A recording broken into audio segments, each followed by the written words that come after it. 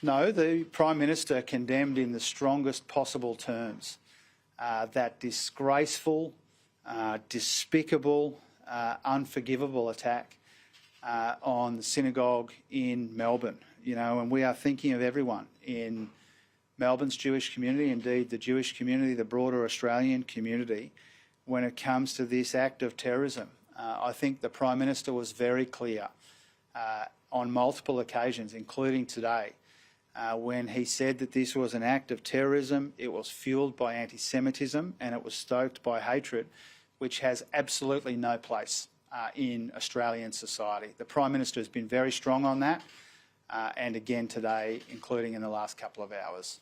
The Queensland man has allegedly threatened to blow up a Melbourne community centre. This has been charged by police. What do you have to say about that?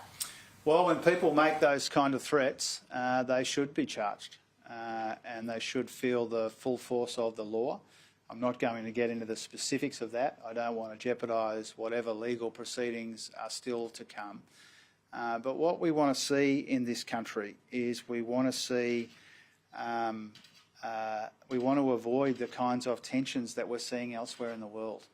And the role of political leadership is to calm those tensions, not make them worse. My fear when it comes to Peter Dutton is that he has a political strategy which is a very divisive political strategy, and that's not leadership. Leadership is about calming tensions, not making them worse.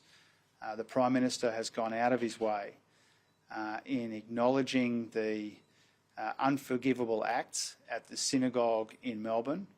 Our job as leaders is to bring people together, not divide and diminish and demean people, and that's the difference between Anthony Albanese and Peter Dutton.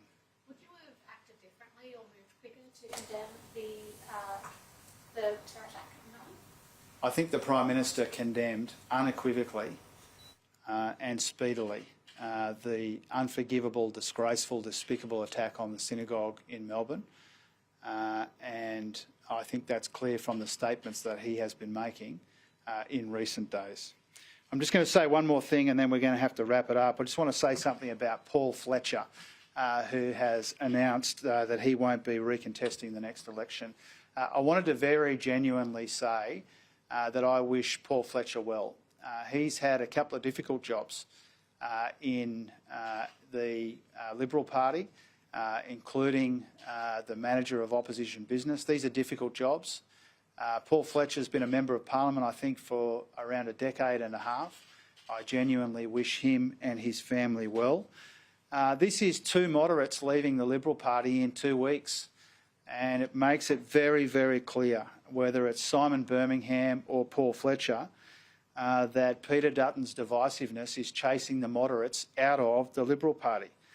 The coalition no longer welcomes moderates in their ranks. The Liberals are not a middle-of-the-road party.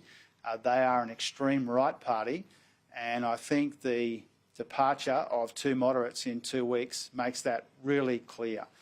There is no place for moderates in the Liberal Party anymore. Peter Dutton's divisiveness has turned the Liberal Party into a party of the far right and not a party of the middle of the road. And we're seeing that in these two very substantial resignations in just 2 weeks. Thanks very much. The Treasurer Jim Chalmers there.